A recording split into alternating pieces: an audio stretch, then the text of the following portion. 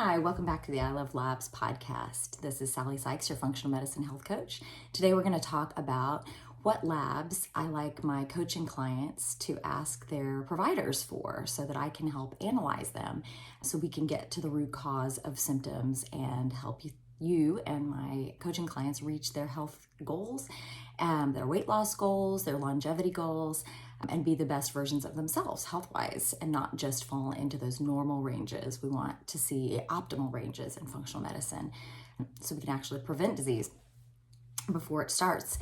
And so I've had a lot of questions about, well, what labs do you like to see? When you do a functional lab analysis, can you use just regular labs? The answer is yes. For the most part, I'm just using labs that are from blood tests that your doctor can easily order that would be covered by insurance.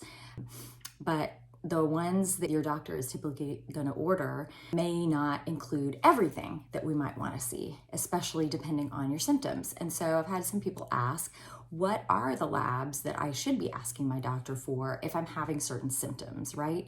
So if I am having trouble sleeping, my libido is gone, if I can't lose weight, my hair is falling out, if I'm depressed or anxious, or my mood is just not what it used to be, what are certain labs that I could ask my doctor for to rule out underlying conditions instead of just adding on an SSRI or a sleeping pill or an anti-anxiety medication, which can sometimes have other side effects that our patients and our coaching clients are not interested in having. And that is totally understandable. And that's what I love about functional medicine. We're looking to find and treat the root cause of your symptoms rather than just covering up those symptoms with additional pharmaceuticals that can cause side effects in and of themselves. We want to ask not just, oh, you're not sleeping, let's make you sleep, but why are you not sleeping, right? Could it be low progesterone? If you are depressed or anxious, right?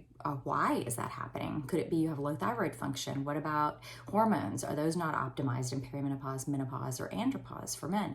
Could be a whole lot of reasons.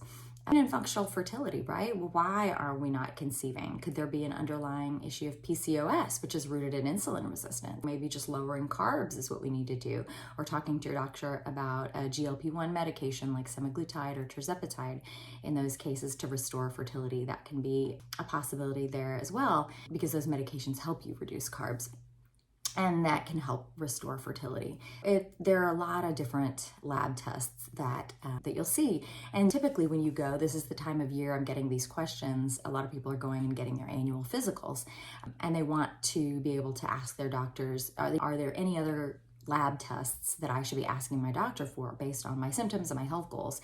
And so typically for your annual physical, your doctor is probably going to order a lipid panel to look at your cholesterol. They'll probably look at a comprehensive metabolic panel, which is going to have your glucose, it's going to have your electrolytes, your liver and kidney function, probably a complete blood count with auto diff and platelets. That's going to have your iron, your B12 and folate, and it's going to have some markers to show if there's any underlying infection, viral, bacterial, parasitic, allergies, inflammation, that kind of thing.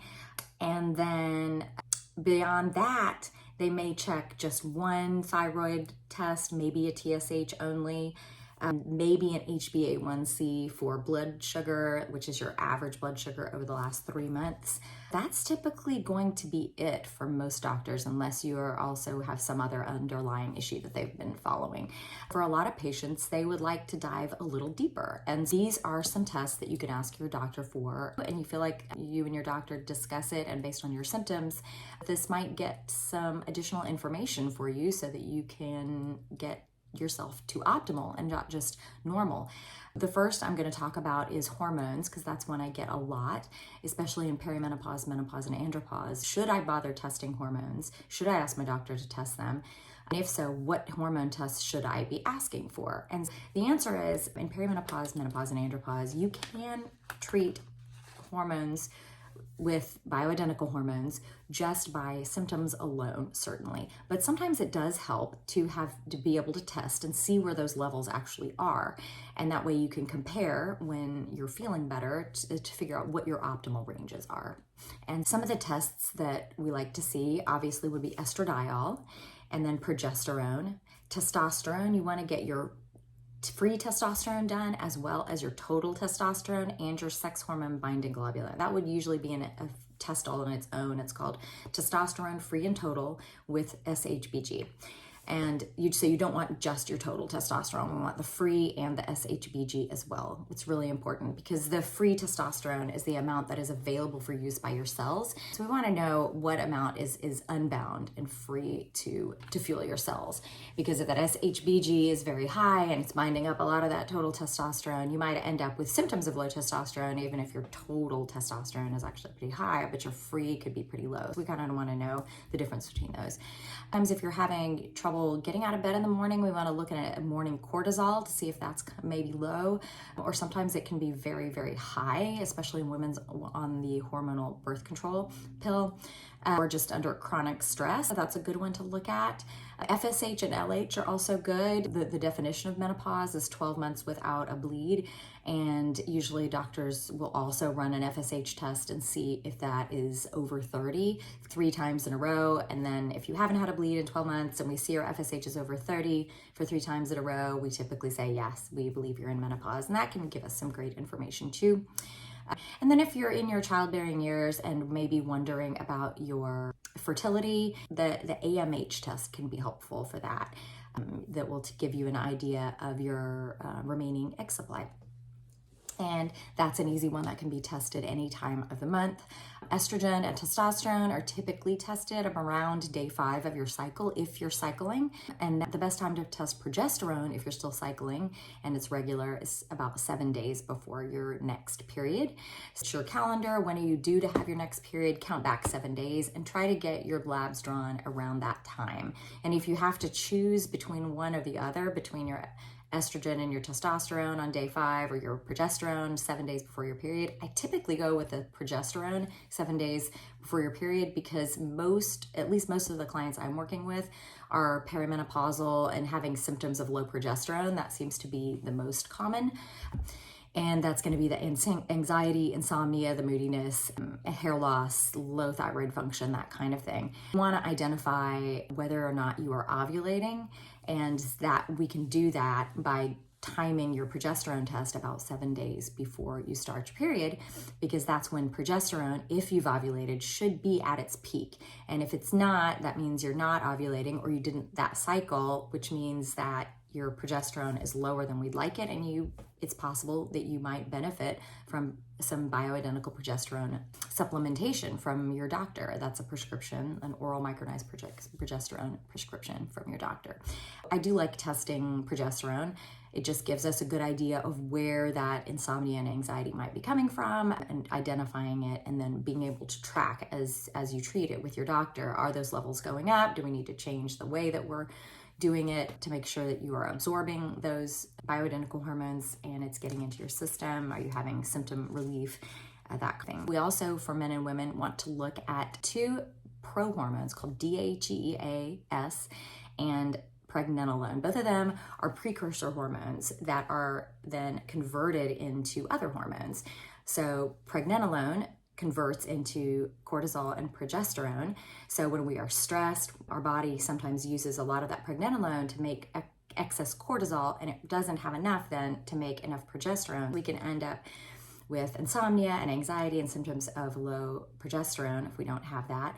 And then DHEA converts a little bit into estrogen, but also into mostly testosterone. That can help boost testosterone levels on its own. And both of those hormones are really critical to brain function and to healthy stress response and fertility.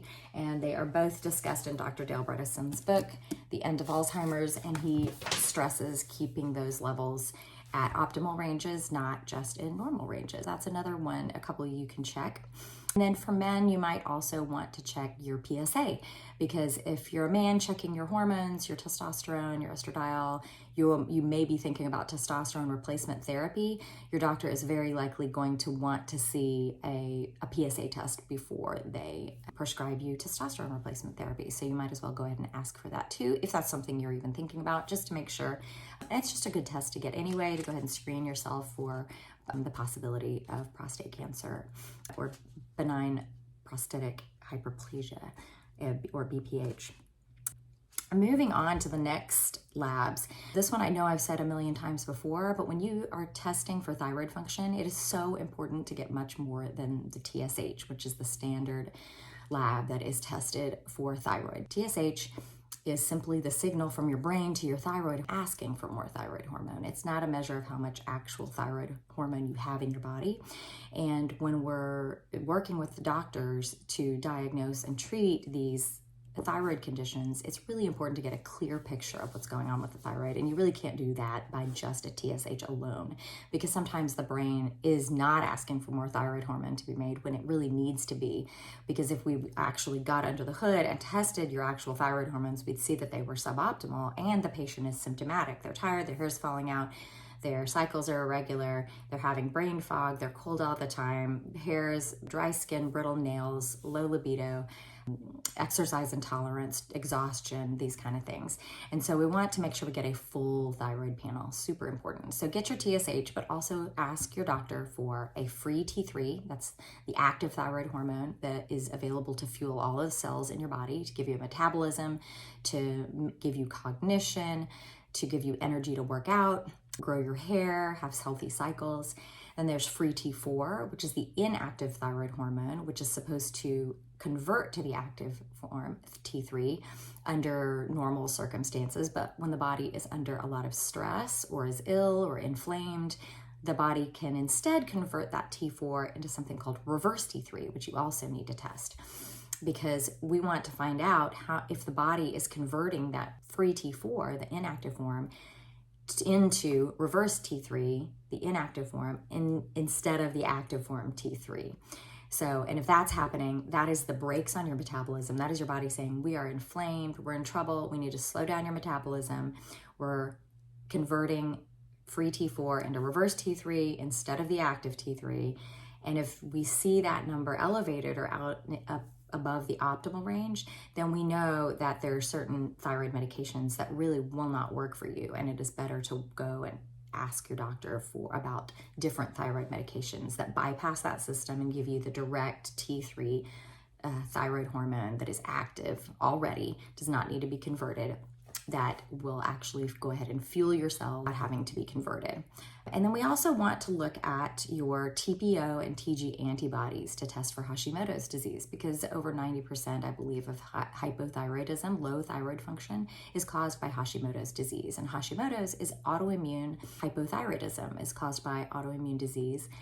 And it's really important to know this because this can be put into remission usually by eliminating gluten from the diet, often by eliminating cow's dairy as well, but everyone's a little bit different. Sometimes you can just to get rid of the gluten. Sometimes for people, they are more susceptible to dairy, the cow's dairy specifically.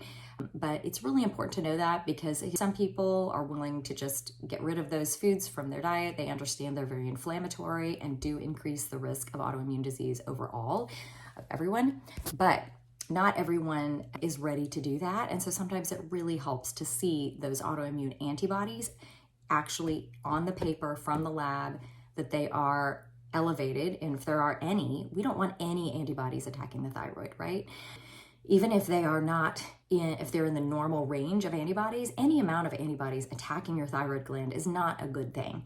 And if you continue to eat gluten and cow's dairy and it continues to create these antibodies against the thyroid, eventually your thyroid will be destroyed and you will have to be dependent on thyroid medication for the rest of your life. And so the sooner you can try to reverse this, the better. And sometimes for some coaching clients, they really need to see what is being done to their bodies. And then once they get rid of those foods, we retest in 3 to 6 months and we see the antibodies go down, and then that helps maintain their changed way of life, and they're able to continue this, and they feel so much better usually, and their thyroid is functioning better, and they may still need thyroid medication, but maybe they don't need as much as they would need otherwise. Testing for those antibodies can be really, really helpful. We also want to test for blood sugar, and we're already getting your glucose in the comprehensive metabolic panel, but you want to make sure your doctor is asking for an HbA1c, which is your average glucose over the last 3 months, which is really important to see, but also really important to ask for a fasting insulin, especially if you've been having trouble losing weight or you have diabetes running in the family, because insulin is the fat storage hormone. It tells our bodies to store fat rather than to burn it. And insulin goes up when we eat high carb diets, just like the American government told us with the food pyramid. That has really done us a big disservice and created an obesity and diabetes epidemic to overconsumptions of carbs and sugar. And you want to find out early on if your fasting insulin is higher than optimal, because what happens is your glucose can remain normal for a long time. Your A1C can remain in that normal range, even if it's not optimal, for quite a long time, because your pancreas, in trying to keep those two numbers normal and keep your glucose in the normal range, it pumps out more and more and more insulin to pull that glucose out of the bloodstream to make that toxic blood sugar lower in your bloodstream. The body really only needs 1 teaspoon of glucose in the bloodstream at any one time, and more than that is really toxic. And so the body pumps out more and more insulin to get that blood sugar out of the bloodstream and get it back down to that lower range. But the more insulin it has to push out to get that blood sugar out of the bloodstream, the more your cells become resistant to it. And over time, your pancreas has to release more and more insulin to shove that extra blood sugar into your cells. And over time, you have very high resting fasting insulin. And that is really unhealthy and inflammatory for the body. And it makes it almost impossible to lose weight. If you've been one of those people who feels like you just don't eat anything, you're working out all the time, and no matter what you do, you're still gaining weight, that could be due to high fasting insulin. And that's really frustrating. If your doctor has never tested that, which I don't believe many have usually this is the first time they're seeing this. When I work with a patient, it's really eye-opening and very, very helpful. And there's a lot that we can do to get that fast insulin down. It does take a long time to get it down, depending on how high it is, but it is critical to do that for long-term health and for weight loss, if that's one of your goals. And you do that by lowering carbs and sometimes by adding a GLP-1 medication like semaglutide or tirzepatide. And those both can really, really help because they lower appetite, and it makes it a whole lot easier to lower carbs and eat the way that we know that we're supposed to for our health and for our long-term weight management. So those are blood sugar ones. You can also ask your doctor for a uric acid test. That can be really important, especially if you're having symptoms of gout, which is an accumulation of uric acid crystals in the joints. And this can be a really painful disease that causes joint pain, arthritis, swelling, high blood pressure, heart disease. And typically this pain will start in the big toe. And it can cause kidney disease, kidney stones, is associated with diabetes as well. And when you are testing this, if it does come back higher than optimal, or you are having symptoms of gout or these joint pain and swelling, lowering carbs and sugar, and especially beer, that can be a huge way to start to reverse that process and get things under control. Next thing is to look at your nutrient. You want to ask your doctor for a B12 and a vitamin D3. Those can be really helpful. And when you ask for D3, it needs to be the vitamin D3 25OH test. There are different vitamin D3 tests, and you want to make sure you get the correct one. Your alkaline phosphatase is already in your comprehensive metabolic panel, but that's going to show us if you have a zinc deficiency. That's helpful to go back and look at. And then your MCH, MCHC, and MCV are going to give us some information about whether or not you are low in iron or possibly B12 or folate. And those are in your CBC, which should already be ordered. That's a typical basic lab test that your doctor would order. RBC is also in your CBC, and if that is really low, below 3.77, that could be a low thyroid function, and that could also, if it's high, could be associated with a B vitamin deficiency or methylation issue. There are also certain labs that we look at to identify whether or not someone has possibly low stomach acid. Low stomach acid can happen as we age, but also when we have low thyroid function. Low stomach acid also happens when we are on semaglutide or tirzepatide, these GLP-1 medications. And in this country, we are always popping antacids and thinking of stomach acid as a bad thing, but the truth is stomach acid is really critical for nutrient absorption, and it's one of the first lines of defense against bacteria, viruses, parasites, SHBG, C. diff, H. pylori, E. coli, those kind of things. It's really important for digestion and also overall health. When we look at that, we're going to look at things that are from the labs that we're already getting above, whether or not your protein is low, if your bun is low, low globulin, high AG ratio, low chloride, high MCV, low zinc, low B12, or low iron. If we look at all of those together, they can often point us in the right direction and see if maybe you would benefit from supplementing with something like betaine HCl with pepsin to boost your stomach acid and your digestion after meals. I've had a lot of patients complain of reflux when it turns out they didn't have too much stomach acid, they had not enough. And so the food was just sitting in their stomach and it was making them feel like they had reflux because the food was just sitting there and sort of coming up in their throat, but that was actually because they did not have enough stomach acid to digest the food in their stomach, and so it really wasn't going anywhere. I typically see is if someone has low stomach acid, their labs may show nutrient deficiencies, even if they are taking supplements or eating a very healthy diet, because they are not able to absorb the nutrients in the food or the supplements that they are taking. As soon as we get that stomach acid back and replenished with a supplement like betaine HCl with pepsin, then we start to see those nutrient deficiencies turn around and they are able to absorb what they are taking and their health benefits. That is it for today, and thank you for tuning in to the I Love Labs podcast, and I hope this was helpful in figuring out which labs you might want to ask your doctor for and to get more information about your health and be your best self. I'll see you next time. Bye.